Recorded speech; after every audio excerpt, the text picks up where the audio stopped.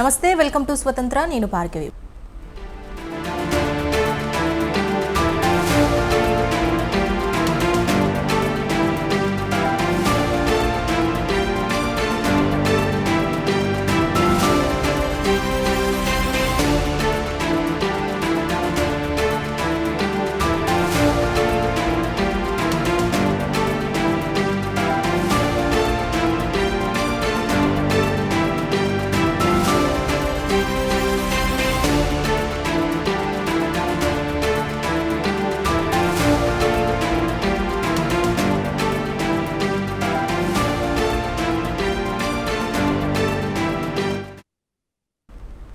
ఢిల్లీలో ఏపీ ముఖ్యమంత్రి చంద్రబాబు పర్యటన కొనసాగుతోంది. ప్రధానమంత్రి నరేంద్ర మోదీతో సమావేశం తర్వాత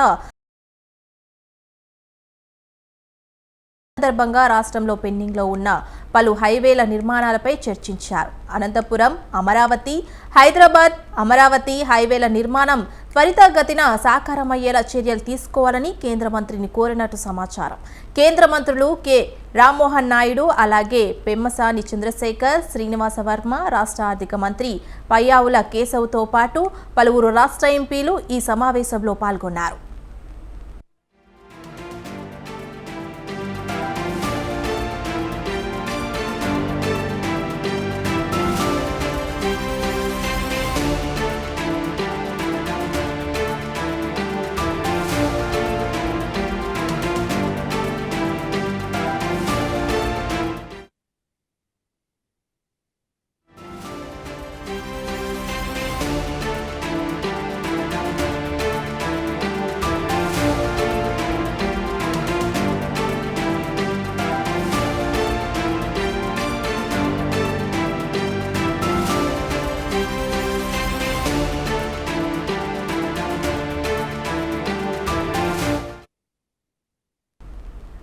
రాజ్యసభ సభ్యత్వానికి కె కేశవరావు రాజీనామా చేశారు. తన రాజీనామా లేఖను రాజ్యసభ చైర్మన్ కు అందజేశారు. నిన్న మల్లికార్జున ఖార్గే సమక్షంలో ఆయన కాంగ్రెస్ కండువ కప్పుకున్నారు. అయితే కేకే రాజీనామాతో కాంగ్రెస్ కు మరో రాజ్యసభ సీట్ దక్కనుంది.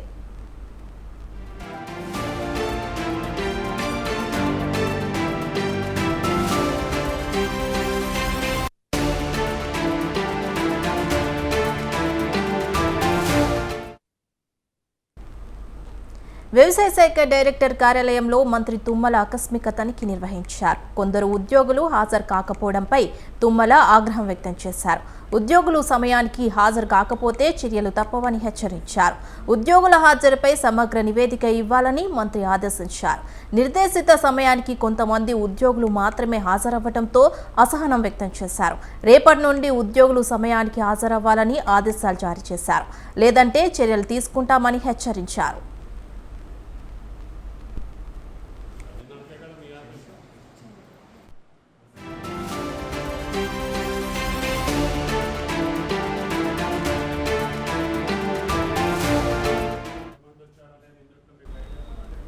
రాష్ట్రంలో కాంగ్రెస్ ప్రభుత్వం ఏర్పాటై 6 నెలలు దాటినా ముఖ్యమంత్రి రేవంత్ రెడ్డి ఢిల్లీ యాత్రలు చేయడంతోనే సరిపోతోందని విమర్శించారు బీజేపీ నేత ఎన్వీఎస్ఎస్ ప్రభాకర్.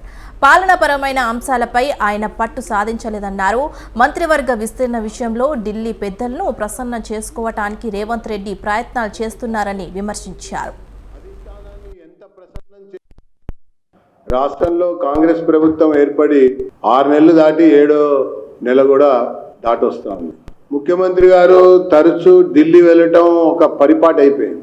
దాంతోపాటు పడిగాపులు కాయటం ఇంకా అలవాటైపోయింది. ప్రతిసారి ఢిల్లీకి వెళ్ళి అధిష్టానాన్ని ఎంత ప్రసన్నం చేసుకుందామని అనుకున్నా కూడా, పడిగాపులు కాసినా కూడా పాలనాపరమైనటువంటి నిర్ణయాలు చేయటంలో ముఖ్యమంత్రికి ఏమాత్రం స్వేచ్ఛ లేదని చెప్పని ప్రతి పర్యటన సందర్భంలో జరుగుతున్నటువంటి సంఘటనలు, సన్నివేశాలు చాలా స్పష్టంగా అర్థమవుతా ఉన్నాయి. కీలకమైనటువంటి శాఖలు ఇంకా ముఖ్యమంత్రి గారి ఆధీనంలోనే ఉన్నాయి. మంత్రివర్గ విస్తరణకు సంబంధించినటువంటి విషయంలో ఇన్నిసార్లు ఢిల్లీకి వెళ్ళి ప్రాధాయపడాలా, ఇన్నిసార్లు ఢిల్లీలో పడిగాపులు కాయాలా?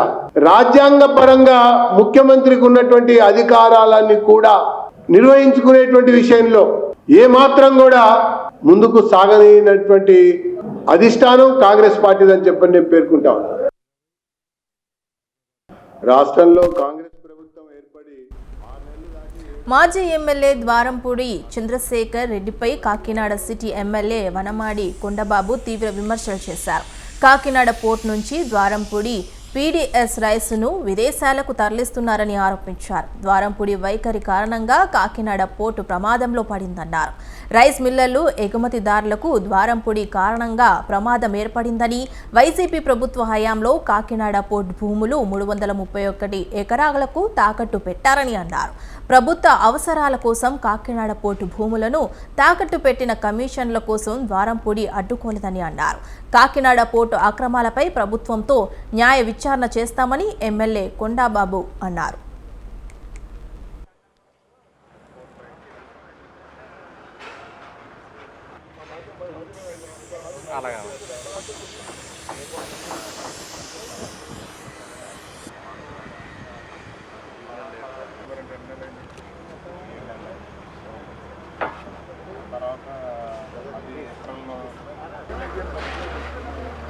వీళ్ళకి కావాల్సింది ఏంటండి?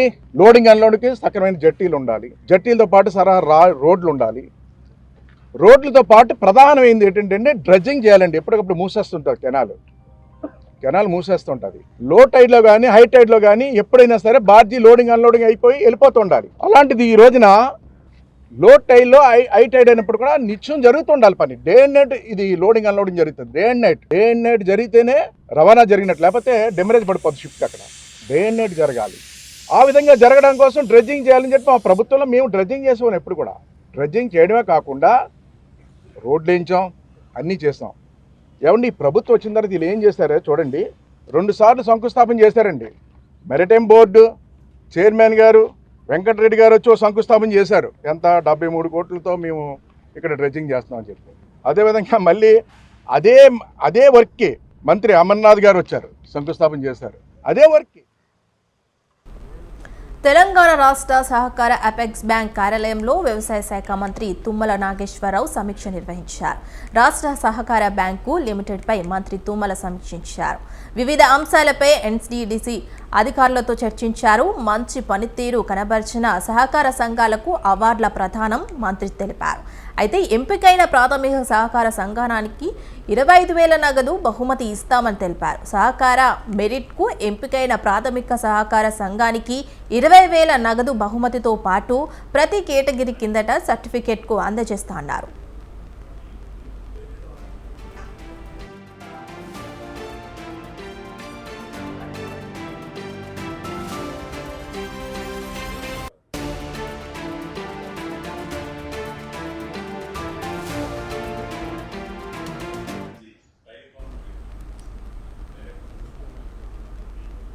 మంత్రి నారాయణ మాట్లాడుతున్నారు. లైవ్ ద్వారా చూద్దాం.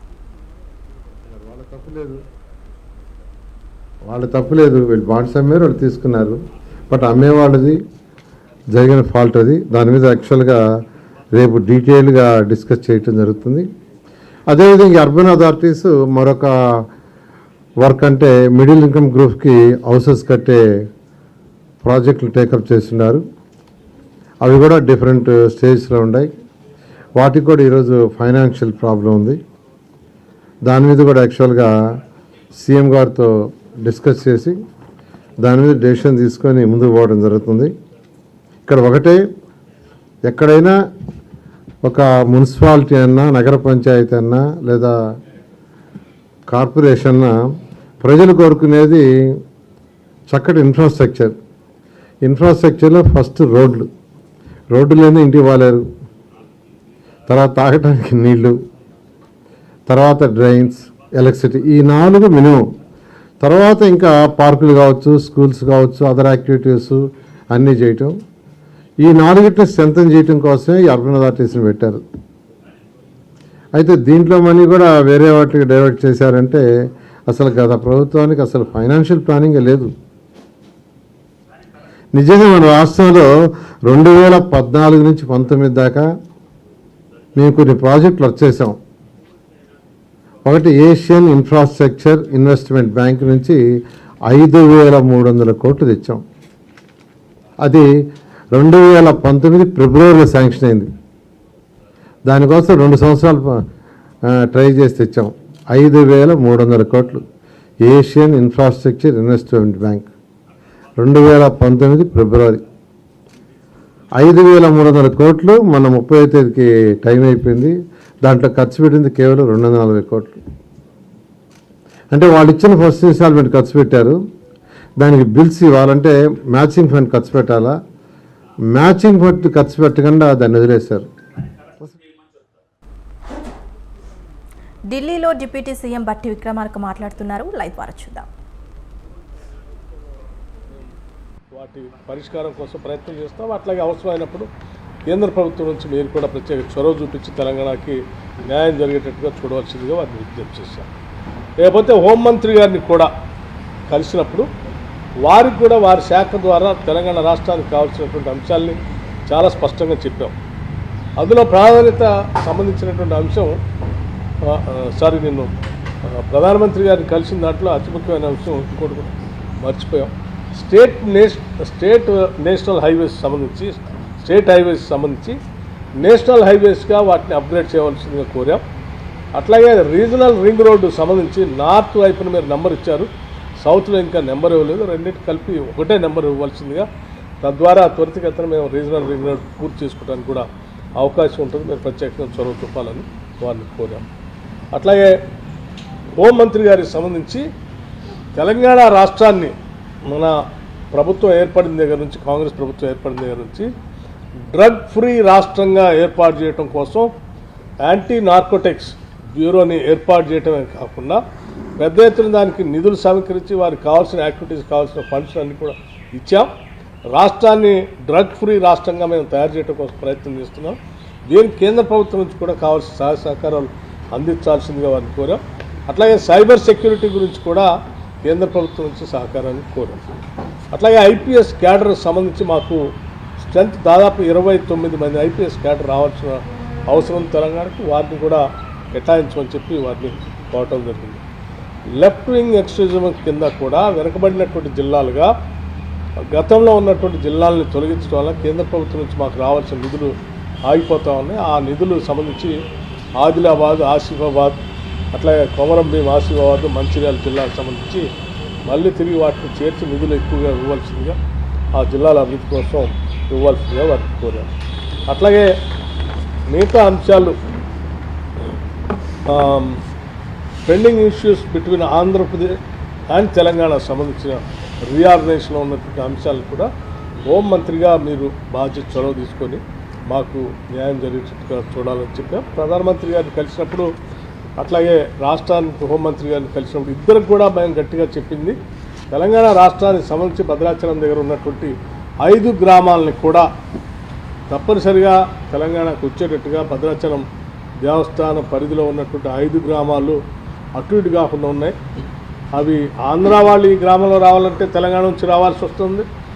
మేము మా తెలంగాణలో భద్రాచలం తర్వాత ఉన్నటువంటి గ్రామాలు పోవాలంటే ఈ ఆంధ్ర ప్రాంతంలో ఉన్న 5 గ్రామాలు దాటిపోవాల్సి వస్తుంది.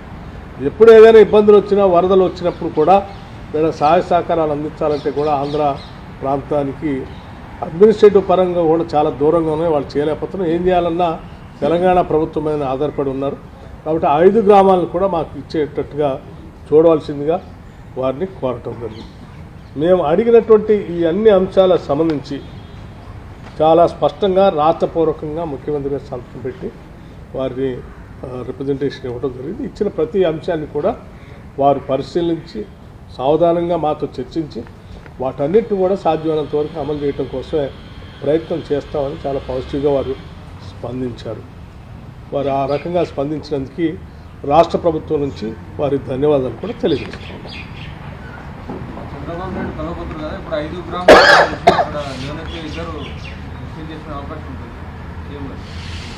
చంద్రబాబు నాయుడు గారు రేపు పొద్దున 6వ తారీఖు నాడు జరిగేటువంటి సమావేశంలో కూడా మేము చాలా రాష్ట్రానికి సంబంధించిన పలు అంశాలని అందులో పొందుపరిచి మాట్లాడబోతూ ఉన్నాం ప్రయోజనాలకు సంబంధించి. సరే, మిగతా అంశాలు కూడా చాలా ఉన్నాయి కాబట్టి ఒకటే అంశం చెప్తే కరెక్ట్ కాదు. అజెండాలో చాలా అంశాలు అందులో పొందుపరుస్తాం. ఆ అంశాలన్నీ మీటింగ్ అయిన తర్వాత ఏం మాట్లాడాలని ఇప్పుడు చెప్తాం. కాకపోతే డెఫినెట్గా కేంద్రంలో మేము అడిగినవి మాత్రం అంశాలు ఇవి. అక్కడ కూడా సందర్భాన్ని ఏమ్మా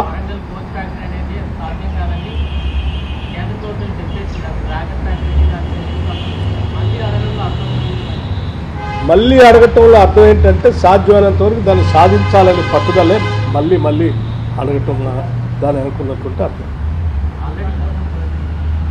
ఒకసారి 2 సార్లు 3 సార్లు ఎన్నిసార్లు అయినా సాధించేంత వరకు అడిగి సాధించడమే మా లక్ష్యంగా పెట్టుకొని ముందుకు పోతాం. ఇంకా దానివల్ల తెలంగాణ రాష్ట్రానికి పెద్ద ఎత్తున మేలు జరుగుతుంది కాబట్టి అది చట్టపరంగా ఆ రోజు అందులో పొందుపరిచారు కూడా మా హక్కుగా మేము భావిస్తాం. అది కూడా అడిగా చర్చించేది. సారీ, ఎక్స్ప్లెనేషన్లో మిస్సింగ్ అయింది కానీ రాతలో ఇచ్చాము. బయ్యారం స్టీల్ ఫ్యాక్టరీకి సంబంధించి కూడా ఇన్ రైటింగ్గా ఇచ్చాం.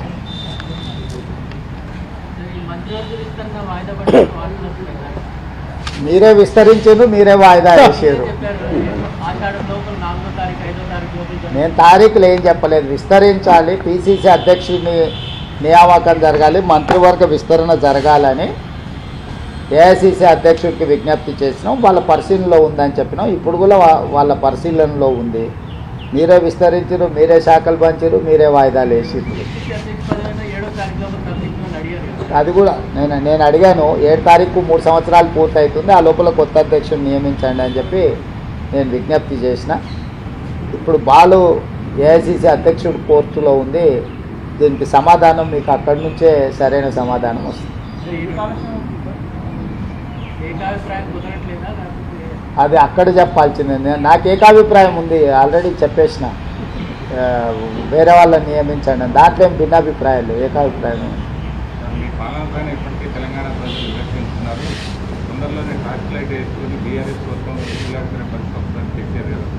వాస్తవమే కదా. బీఆర్ఎస్ ఎక్కడుందో ఇప్పుడు టార్చ్ లైట్ వేసి ఎత్కాల్చింది కదా. ఏడుంది బీఆర్ఎస్?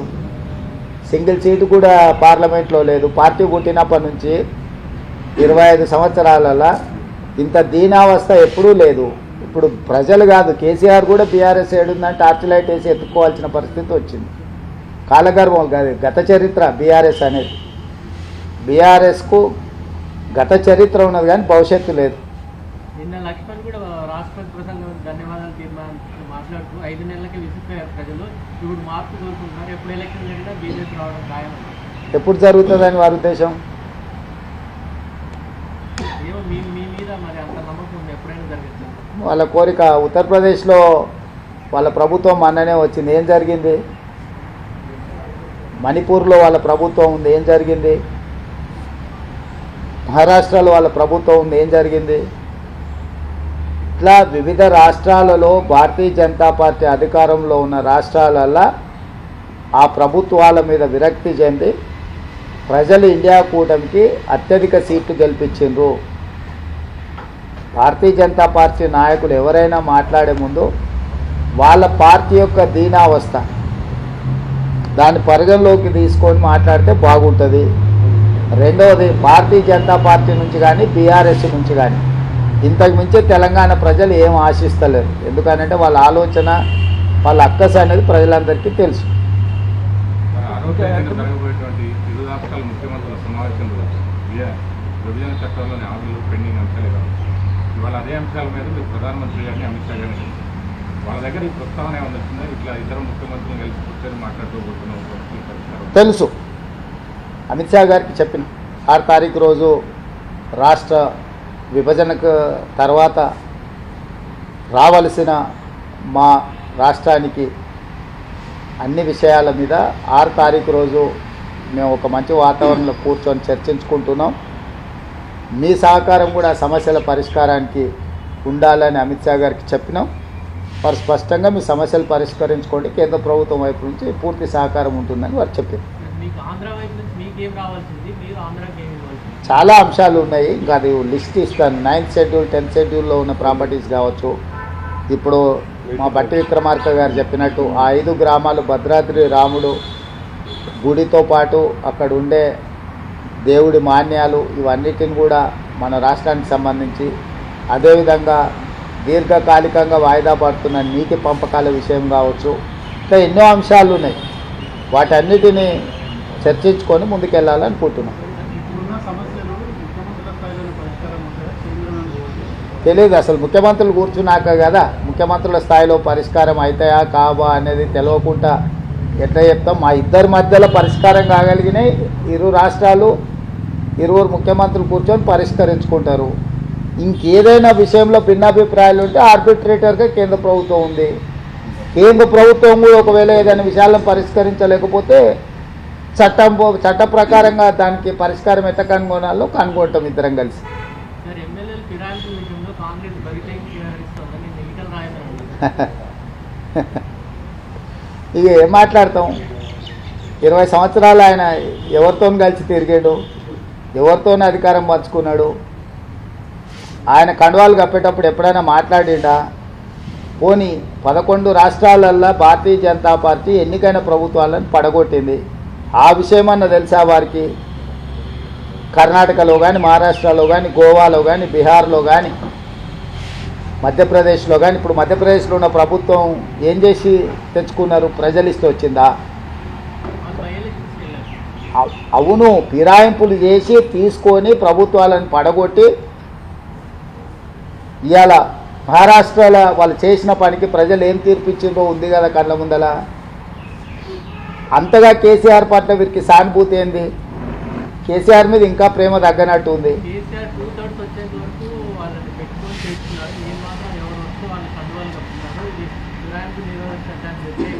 అని ఎవరంటారు? అంటున్నా ఆయనకి ఇంకా కేసీఆర్ మీద ప్రేమ తగ్గినట్టు లేదని అంటున్నా. వాళ్ళు ప్రేమించుకొని మాకేమో అభ్యంతరం. ఇప్పుడు ఇంకా వాళ్ళ నాయకుడు కేసీఆరే అనుకుంటున్నాడేమో ఆయన, నాకు తెలీదు. కాబట్టి గతంలో జరిగిన విషయాలను, గతంలో చేసిన పాపాలను, అప్పుడు సహకరించిన విధానం, వాటిని చూసినప్పుడు మేము చాలా ప్రజాస్వామికబద్ధంగా వ్యవహరిస్తున్నాం. ఎవ్వరు ఎలాంటి బాధపడాల్సిన అవసరం లేదు. ప్రజలకు మేలు జరగడానికి ఏం చేయాలనో ఆ ప్రయత్నాలన్నీ కాంగ్రెస్ పార్టీ చేస్తుంది. ధన్యవాదాలు.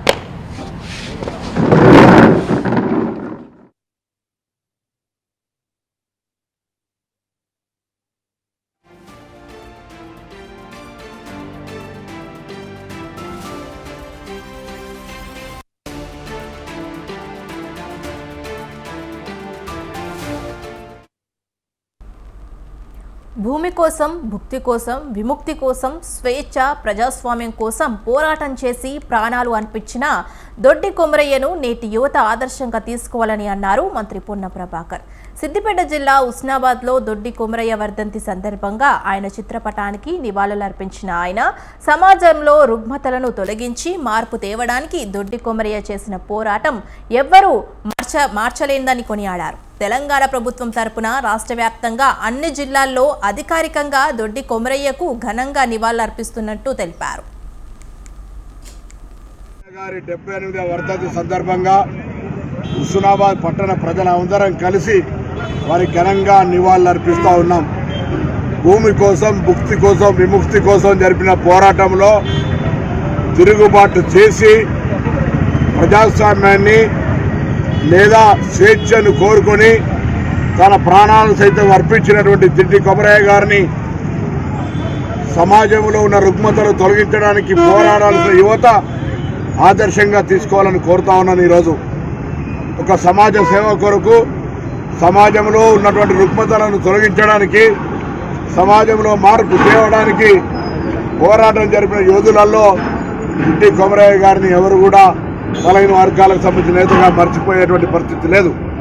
ఈరోజు తెలంగాణ రాష్ట్ర ప్రభుత్వం తరఫున అటు హైదరాబాద్లో రవీంద్ర భారతిలో కానీ రాష్ట్ర వ్యాప్తంగా అన్ని జిల్లాల్లో అధికారికంగా వారికి ఘనంగా నివాళులర్పిస్తాం. తెలంగాణ, ఏపీ ముఖ్యమంత్రులు విభజన సమస్యలపై 6వ తేదీన సమావేశం కానున్నారు. ఈ నేపథ్యంలో భద్రాచలం మండలంలోని విలీన గ్రామ పంచాయతీల సమస్యలు మళ్లీ తెరపైకి వచ్చింది. విలీన పంచాయతీలపై చొరవ తీసుకొని తిరిగి తెలంగాణకు తీసుకురావాలని సీఎం రేవంత్ రెడ్డికి మంత్రి తుమ్మల లేఖ రాశారు. ఇద్దరు సీఎంల భేటీ నేపథ్యంలో ఏపీలో విలీనమైన యాటపాక, గుండాల, పురుషోత్తమపట్నం, కన్నాయిగూడెం, పిచ్చుకలపాడు గ్రామ పంచాయతీలను భద్రాచలంలో కలపాలన్న డిమాండ్ బలంగా వినిపిస్తోంది.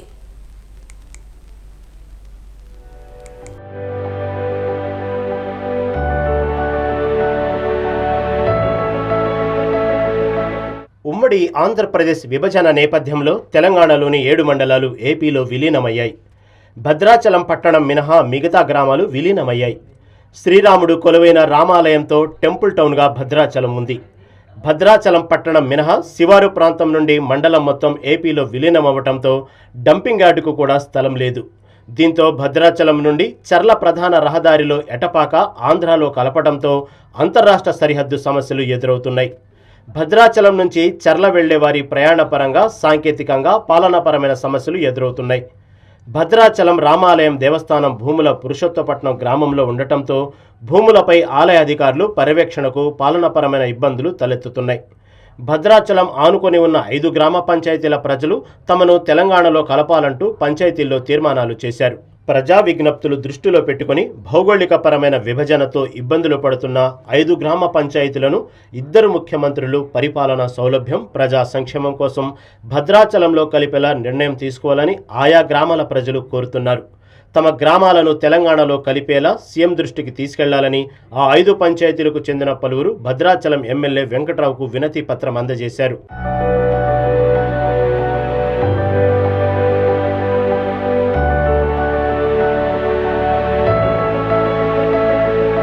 తెలంగాణ ఏపీ విభజనకు ముందు భద్రాచలం డివిజన్లో ఎటపాక, పురుషోత్తపట్నం, గుండాల, పిచ్చుకలపాడు, కన్నాయిగూడెం పంచాయతీలు అంతర్భాగంగా ఉండేవి.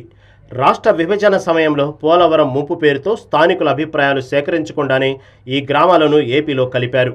అయితే ఈ గ్రామాలు పోలవరం ముంపు గ్రామాలు కాకపోయినా ఆంధ్రాలో విలీనం చేయడాన్ని స్థానికులు వ్యతిరేకిస్తున్నారు. గ్రామాల విలీనంతో భద్రాచలం విస్తీర్ణం తీవ్రంగా నష్టపోయిందని వాపోతున్నారు. పట్టణ విస్తీర్ణకు అవకాశం ఉన్న భూభాగం ఏపీలోకి వెళ్లడంతో భద్రాచలం అభివృద్ధి సైతం కుంటుపడిందని చెబుతున్నారు. భద్రాచలం పుణ్యక్షేత్రంతో పాటే పర్యాటక ప్రాంతంగా 3 రాష్ట్రాల గిరిజనులకు వ్యాపార కేంద్రంగా ఉండటంతో నానాటికి జనాభా సైతం పెరుగుతుంది.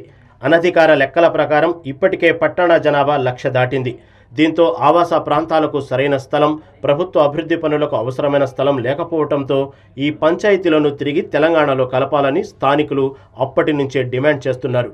భద్రాచలం దేవస్థానానికి చెందిన 900 ఎకరాల భూమి పురుషోత్తపట్నంలోనే ఉంది.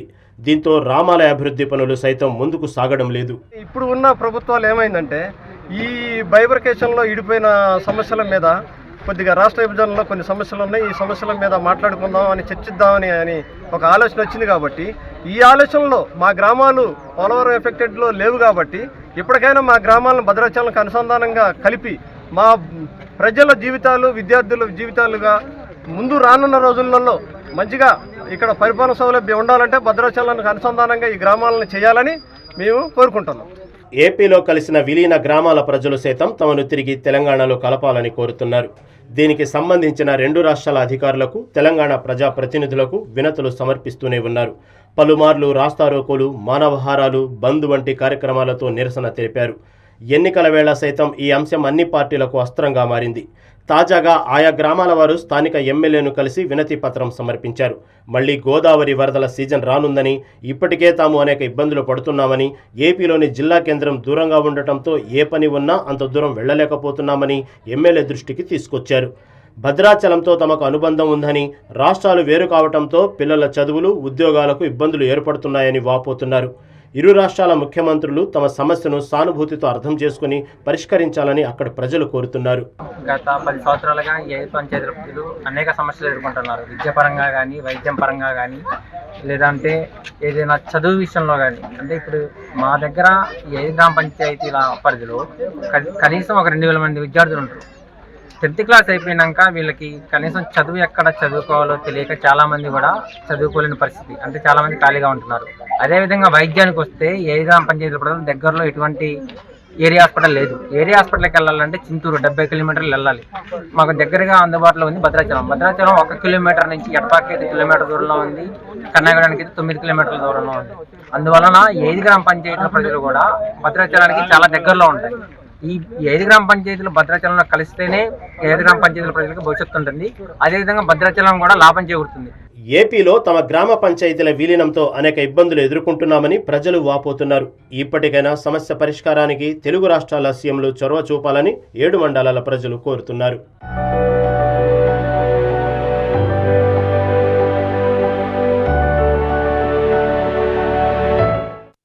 దేశంలో కొత్త చట్టాల అమలు ఎలా మొదలైందో లేదో అలా బీఆర్ఎస్ ఎమ్మెల్యే పాడి కౌశిక్ రెడ్డిపై కేసు నమోదైంది. ఈ చట్టం ద్వారా క్రిమినల్ కేసు నమోదైనట్టు మొట్టమొదటి ఎమ్మెల్యేగా ఆయన రికార్డుకెక్కారు. ఇంతకీ కౌశిక్ రెడ్డి చేసిన నేరమేంటి? Criminal case నమోదుకు కారణాలేంటి? కొత్త చట్టం ద్వారా ఎలాంటి శిక్ష పడనుంది? ఈ కేసుతో తెలంగాణ రాజకీయాల్లో ఎలాంటి పరిణామాలు చోటు చేసుకుంటున్నాయి?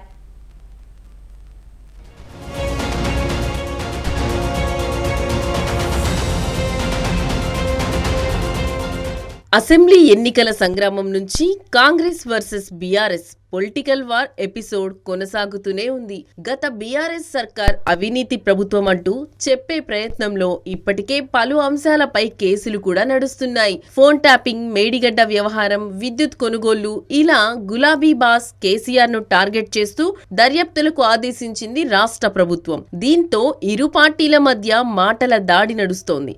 ఈ దాడిని ఎదుర్కోవడంలో కౌశిక్ రెడ్డి గత కొన్ని రోజులుగా ముందుంటున్నారు. అంశం ఏదైనా హస్తం నేతలకు కౌంటర్ అటాక్ చేస్తుండటంతో తెలంగాణ రాజకీయం రసవత్తరంగా సాగుతోంది.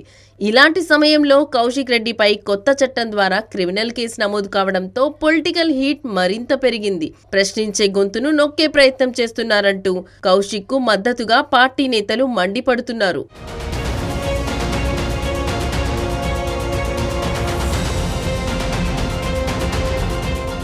దేశవ్యాప్తంగా భారతీయ న్యాయ సంహిత పేరుతో కొత్త చట్టాలు అమల్లోకి వచ్చాయి. ఈ చట్టాలు జూలై 1వ తేదీ నుంచి అమల్లోకి తెస్తూ నిర్ణయం తీసుకున్నారు.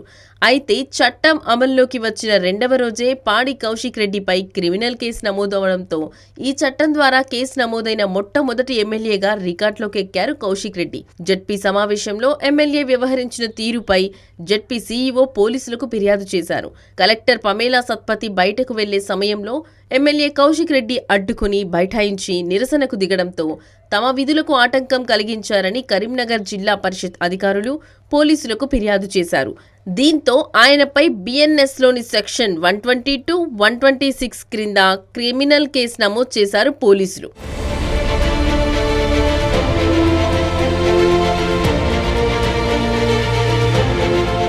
హుజూరాబాద్ నియోజకవర్గంలో విద్యారంగంపై నిర్వహించిన మీటింగ్కు హాజరైన ఎంఈఓలను డీఈఓ ట్రాన్స్ఫర్ చేశారు. దీంతో ఆ డీఈఓను వెంటనే సస్పెండ్ చేయాలని జెడ్పీ సమావేశంలో కలెక్టర్ను పట్టుబట్టారు కౌశిక్ రెడ్డి. అలాగే దళిత బంధు నిధులను వెంటనే విడుదల చేయాలని పట్టుబట్టారు. దళిత బంధు అంశంతో పాటు డీఈఓ అంశంపై కలెక్టర్ పమేలా సత్పతి సమాధానం చెప్పాలని కౌశిక్ రెడ్డి డిమాండ్ చేశారు. దీంతో కలెక్టర్ అక్కడి నుంచి వెళ్లిపోయే ప్రయత్నం చేశారు. కలెక్టర్ను వెళ్లనీయకుండా ఎమ్మెల్యే అడ్డుకొని అక్కడే బైఠాయించి నిరసనకు దిగారు. కౌశిక్ రెడ్డి ఆందోళనతో జెడ్పీ మీటింగ్ గందరగోళంగా మారింది. దీంతో కలెక్టర్ పమేలా సత్పతి సమావేశం మధ్యలోనే వెళ్లిపోయారు. తప్పు చేసిన డీఈఓపై చర్యలు తీసుకోవాలని కోరితే కలెక్టర్ సమాధానం చెప్పకుండా వెళ్లిపోయారని కౌశిక్ రెడ్డి అన్నారు. కౌన్సిల్ సమావేశంలో ప్రశ్నించడం తన హక్కని, కానీ ప్రభుత్వం కేసులు పెట్టి తన గొంతు నొక్కాలని చూస్తుందని ఎమ్మెల్యే కౌశిక్ రెడ్డి ఆగ్రహం వ్యక్తం చేశారు. జెడ్పీ సమావేశంలో తనతో పాటు బీఆర్ఎస్ ప్రజాప్రతినిధులను జెడ్పీ సీఈఓ అడ్డుకున్నారని కరీంనగర్ సిపిని కలిసి కౌశిక్ రెడ్డి ఫిర్యాదు చేశారు. ఇలా జెడ్పీ మీటింగ్లో గందరగోళంతో కేసుల పర్వం నడిచింది.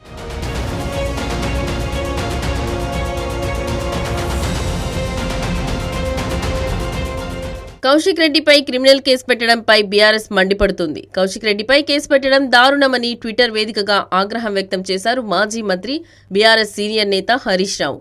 ప్రశ్నించే గొంతులపై కాంగ్రెస్ ప్రభుత్వం అక్రమ కేసులు పెడుతోందని, కేసులను చట్టపరంగా ఎదుర్కొంటామని తెలిపారు. అలాగే బీఆర్ఎస్ వర్కింగ్ ప్రెసిడెంట్, మాజీ మంత్రి కేటీఆర్ ధ్వజమెత్తారు. ప్రభుత్వ అవినీతిపై పోరాటం చేస్తున్నందుకే కేసు నమోదు చేశారని విమర్శించారు. ఇలాంటి బెదిరింపులకు బీఆర్ఎస్ నేతలు భయపడేది లేదన్నారు.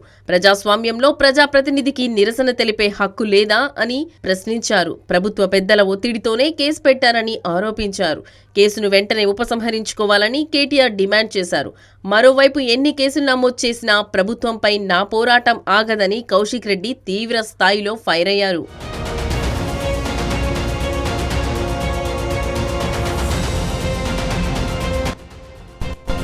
ఈ మధ్య హస్తం నేతలపై దూకుడు ప్రదర్శిస్తూ కౌంటర్ అటాక్ చేస్తున్న కౌశిక్ ను అదుపు చేసేందుకే కాంగ్రెస్ ఈ చర్యలకు పూనుకుందన్న ఆరోపణలు వెల్లువెత్తుతున్నాయి. మరి ఈ ఆరోపణల్లో నిజమెంత? కౌశిక్ రెడ్డి ఈ కేసును ఎలా ఎదుర్కోనున్నారు? పోలీసుల చర్యలతో రాష్ట్ర రాజకీయాల్లో ఎలాంటి పరిణామాలు చోటు చేసుకోనున్నాయి అన్నది ప్రస్తుతం పొలిటికల్ వర్గాల్లో జోరుగా చర్చ సాగుతోంది.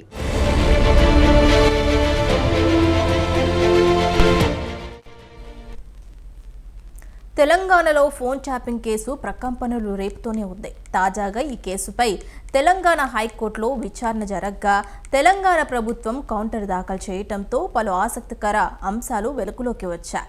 ఇంటెలిజెన్స్ బ్రాంచ్ మాజీ చీఫ్ ప్రభాకర్ రావు ప్రధాన నిందితుడిగా ఉన్న ఈ కుట్రలో నవీన్ రావుకు భాగమున్నట్లు దర్యాప్తు అధికారులు గుర్తించారు.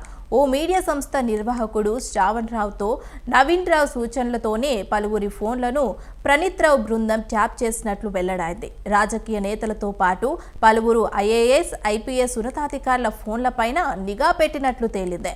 ప్రస్తుత ఇంటెలిజెన్స్ చీఫ్ ఐఏఎస్ అధికారి రొనాల్డోస్ దివ్య ఆ జాబితాలో ఉన్నట్లు తాజాగా బహిర్గతమైంది.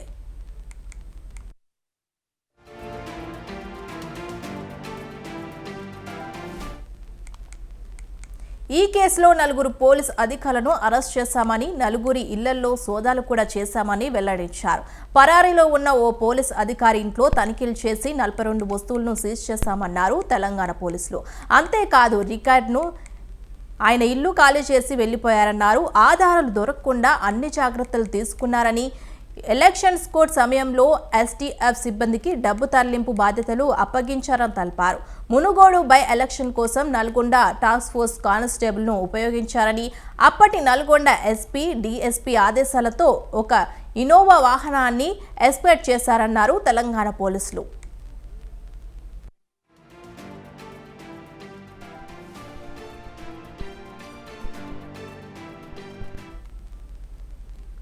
ఈ కేసులో కీలక నిందితుడైన ప్రణీత్ రావు టీంలోని 10 మంది స్టేట్మెంట్ రికార్డ్ చేశామని వెల్లడించారు తెలంగాణ పోలీసులు. అట్లాస్ టూల్ సహాయంతో ప్రొఫైల్స్ను మానిటర్ చేశారని పేర్కొన్నారు. దాంతో సిఆర్పిసి 164 కింద 17 మంది ఇన్స్పెక్టర్లను, ఎస్ఐలను, కానిస్టేబుల్ స్టేట్మెంట్లను రికార్డ్ చేశామని, మరికొంతమంది స్టేట్మెంట్లు రికార్డ్ చేయాల్సి ఉందన్నారు పోలీసులు.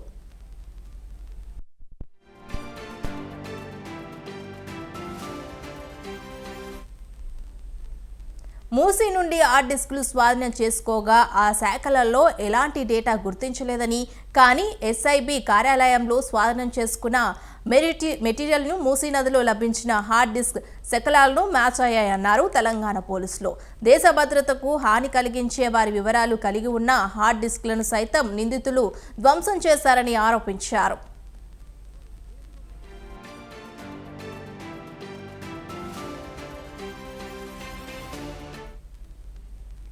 నేషనల్ ఇన్ఫర్మేషన్ సెంటర్ను సైతం సంప్రదించామని, ఎస్ఐబి ఏర్పాటుకు సంబంధించిన వివరాలు ఇవ్వాలని ఆ కార్యాలయాన్ని కోరామని చెప్పారు.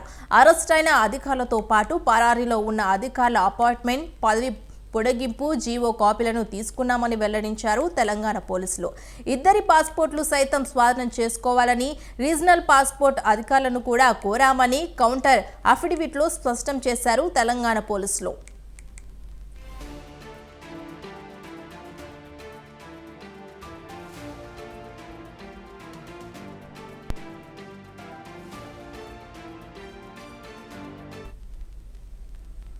రెండు 2020లో జారీ చేసిన జీవో 18 పత్రాలను స్వాధీనం చేసుకున్నామని హైకోర్టుకు తెలిపారు తెలంగాణ పోలీసులు.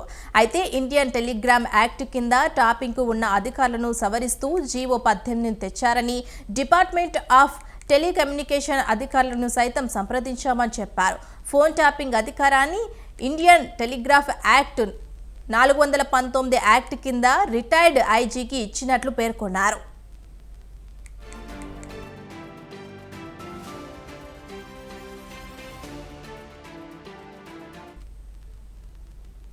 వందల మంది జడ్జీలు, మాజీ మంత్రులు, జర్నలిస్టులు, న్యాయవాదులు ఇలా ఎంతో మంది ఫోన్ నెంబర్లు, అడ్రస్లు, కాల్ రికార్డుల జాబితా అంతా సేకరించారని తెలిపారు. వారి ఫోన్లు ట్యాప్ చేసి బీఆర్ఎస్కు అనుకూలంగా మార్చుకునే యత్నం చేశారని, high court judge justice Khaja Sarath phone కూడా ట్యాప్ అయిందని పేర్కొన్నారు.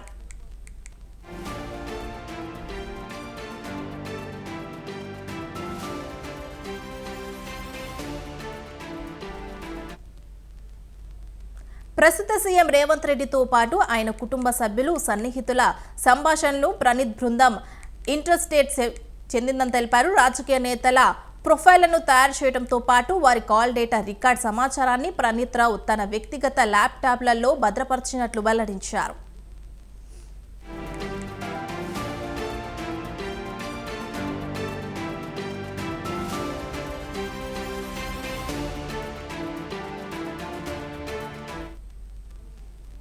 ప్రస్తుత సీఎం రేవంత్ రెడ్డి సోదరుడు కొండల్ రెడ్డి, యనుమల తిరుపతి రెడ్డి, విజయరెడ్డి, కాంగ్రెస్ నేత ఉత్తమ్ కుమార్ రెడ్డి, పొంగులేటి శ్రీనివాస్ రెడ్డి, ఈటెల రాజేందర్, ఈటెల నితిన్ ఫోన్లను ట్యాప్ చేసినట్లు వెల్లడించారు.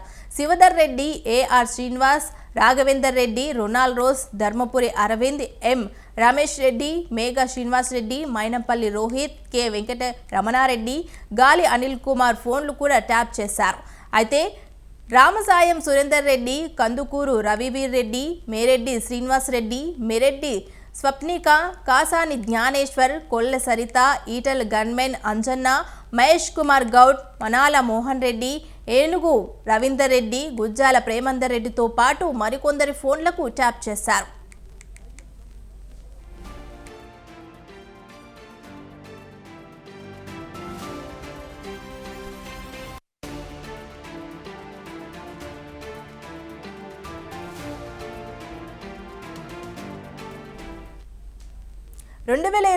అక్టోబర్లో వెలుగులోకి వచ్చిన బారాస ఎమ్మెల్యేల కొనుగోలు వ్యవహారం అక్రమ ఫోన్ ట్యాపింగ్ ద్వారానే బహిర్గతమైంది. ఢిల్లీకి చెందిన రామచంద్ర భారతి, తిరుపతికి చెందిన సింహయాజీ స్వామితో కోరే నరేందర్ కుమార్ మాట్లాడి ఫోన్ కాల్స్ను ప్రణీత్ దొంగచాటుగా విన్నారు. ఆ సమాచారాన్ని తన పెన్ డ్రైవ్లో కాపీ చేసి ప్రభాకర్ రావుకు అందించారు. అనంతరం ఆ సమాచారం ఆధారంగానే వారికి ట్రాప్ చేసి పట్టుకున్నట్లు తెలుస్తోంది.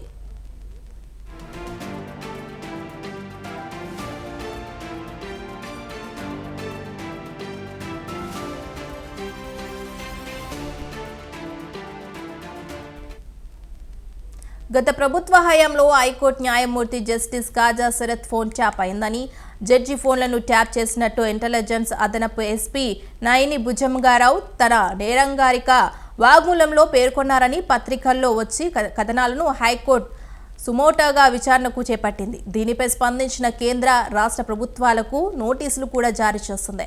తాజాగా ఈ అంశాలపై ప్రధాన న్యాయమూర్తి justice Alok Aradhe, justice T Vinod కుమార్ల ధర్మాసనం విచారణ చేపట్టింది.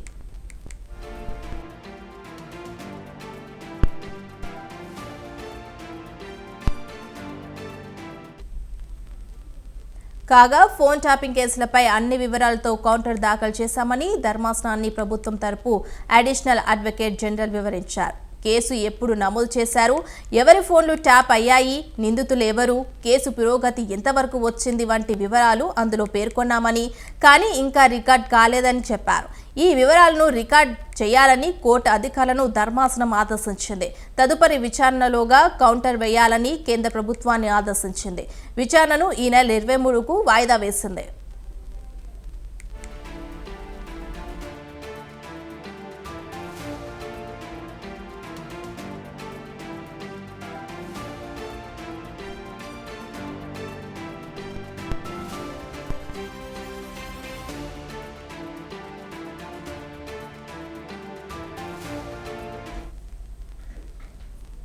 ఇక మరోవైపు ఫోన్ ట్యాపింగ్కు ఆదేశించే అధికారం రాష్ట్ర ప్రభుత్వాలకే ఉందని కేంద్ర ప్రభుత్వం హైకోర్టుకు నివేదించింది. ఇది పూర్తిగా రాష్ట్రాల పరిధిలోని అంశమని స్పష్టం చేసింది.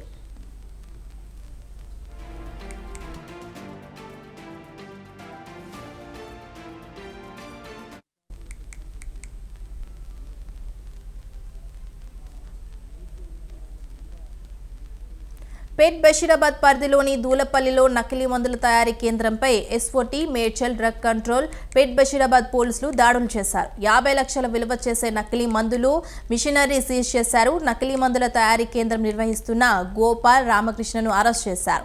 ఢిల్లీ నుంచి నకిలీ మందులను దేశంలోని వేర్వేరు ప్రాంతాలకు సప్లై చేస్తున్న నిహాల్ అనే ప్రధాన నిందితుడి పరారీలో ఉన్నట్లు పోలీసులు తెలిపారు.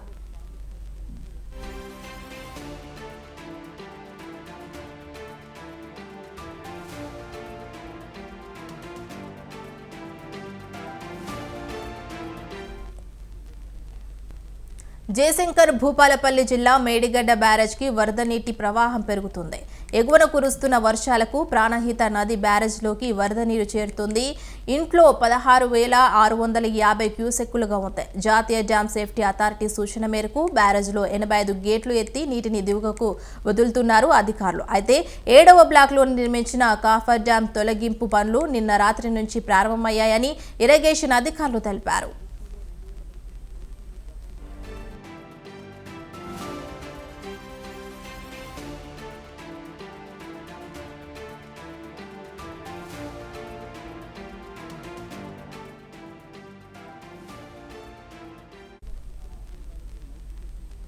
భద్రాచలం వద్ద గోదావరి జలాలకు జలకళ సంతరించుకుంది. ఎగువ రాష్ట్రాల్లో కురుస్తున్న వర్షాల కారణంగా భద్రాచలం వద్ద గోదావరి నదికి వరద నీరు వచ్చి చేరుతోంది.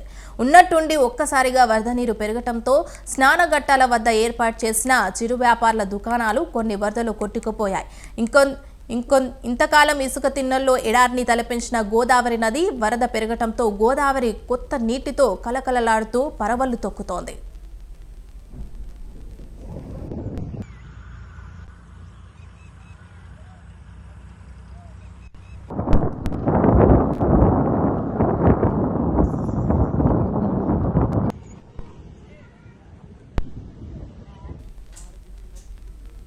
చిరుధాన్యాల తిండితో ఎన్నో ఆరోగ్య లాభాలు ఉన్నాయన్నారు Indian Institute of Millets Research director doctor Dayakar.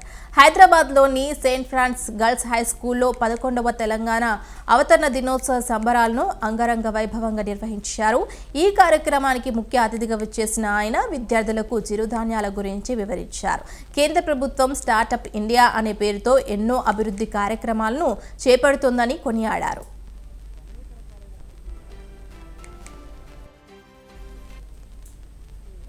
మరి ఈరోజు తెలంగాణ అవతరణ దినోత్సవం మరియు హరితహారం ఒక ఉద్ఘాటన దాదాపు 1000 మంది పిల్లలు టీచర్స్ మధ్యలో ఆడంబరంగా జరిగింది.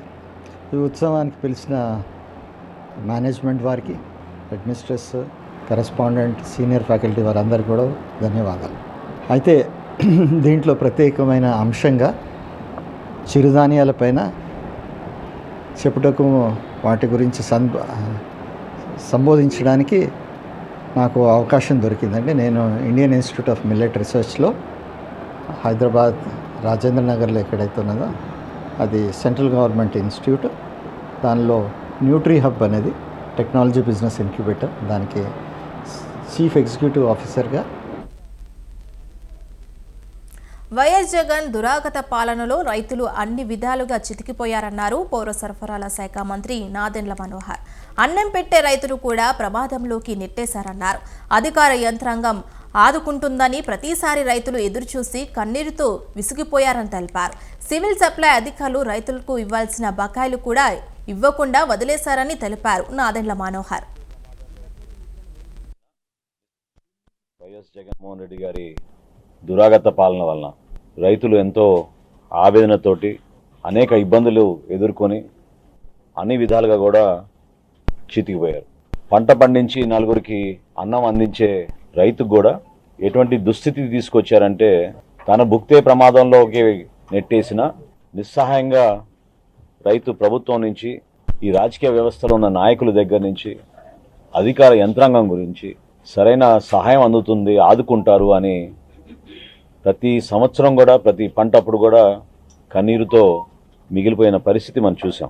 రైతుల దగ్గర కొనుగోలు చేసిన ఆహార ధాన్యాలని కూడా వీళ్ళు పూర్తిగా బకాయిలు పెట్టేసి ఆ ధైర్యం లేకుండా రైతుని కుంగదీసేశారు.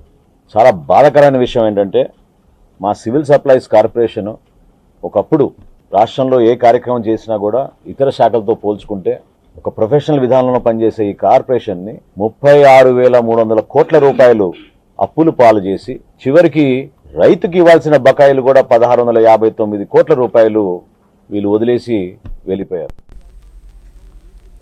అస్సాంలో వరద బీభత్సం సృష్టిస్తోంది. 24 జిల్లాల పరిధిలోని 515 వరద సహాయక శిబిరాల్లో దాదాపు 4 లక్షల మంది తలదాచుకుంటున్నారు. ప్రస్తుతం 2,800 గ్రామాలు వరద గుప్పిట్లో చిక్కుకున్నాయి. 42,478 హెలికాప్టర్లో వివిధ రకాల పంటలు నీట మునిగా.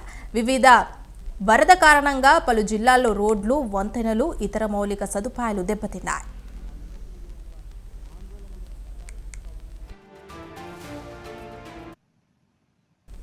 భారీ ఎత్తున పోటెత్తుతున్న వరదతో నిన్న 8 మంది మృతి చెందారు. 27 జిల్లాల పరిధిలో 16.25 లక్షల మంది నిరాశ్రులయ్యారు. సోనిత్పూర్ జిల్లా తేజ్పూర్లో 2, మేఘాగావ్, దిగ్బార్గుడ్, దారంగ్, గోలాఘాట్, బిస్వనాథ్, తిన్సుకియా ప్రాంతాల్లో ఒక్కొక్కరు మృతి చెందినట్లు అధికారులు తెలిపారు. ఈ ఏడాదిలో ఇప్పటి వరకు అస్సాంలో సంభవించిన ప్రకృతి విపత్తుల్లో చనిపోయిన వారి సంఖ్య 56కు చేరినట్లు అధికారులు తెలిపారు.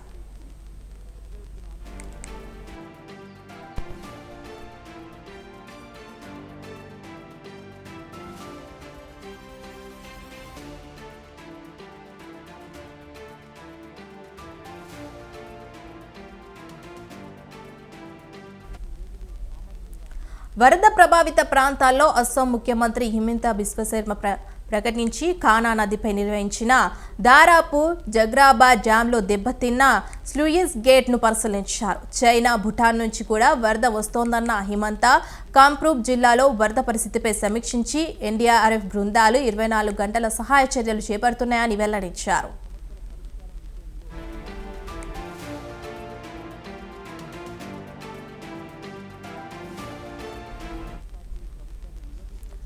బీసీసీఐ ఏర్పాటు చేసిన ప్రత్యేక బస్సులో ఆటగాళ్లందరూ ఢిల్లీ ఐటీసీ మౌర్య హోటల్కు వెళ్లారు. అక్కడి నుంచి నేరుగా వెళ్లి ప్రధాని నరేంద్ర మోదీతో భారత ప్లేయర్లు భేటీ అయ్యారు.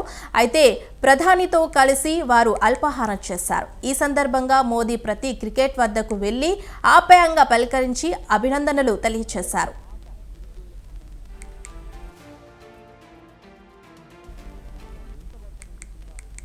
ప్రధానితో భేటీ అయ్యాక భారత జట్టు ఢిల్లీ ఎయిర్పోర్ట్కు బయలుదేరింది. ఢిల్లీ నుంచి ప్రత్యేక విమానంలో ముంబై వెళ్లనుంది.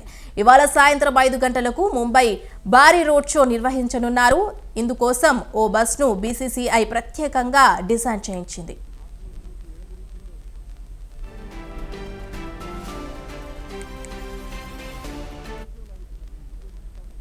ఓపెన్ టాప్ బస్పై భారత ఆటగాళ్లు రోడ్ షోలో పాల్గొనున్నారు. ముంబై నారీమాన్ పాయింట్ వద్ద ర్యాలీ ప్రారంభమై వకాండే స్టేడియం వద్ద ముగుస్తోంది. ర్యాలీ అనంతరం వకాండే స్టేడియంలో ఆటగాళ్లను బీసీసీఐ ప్రత్యేకంగా సన్మానించనుంది.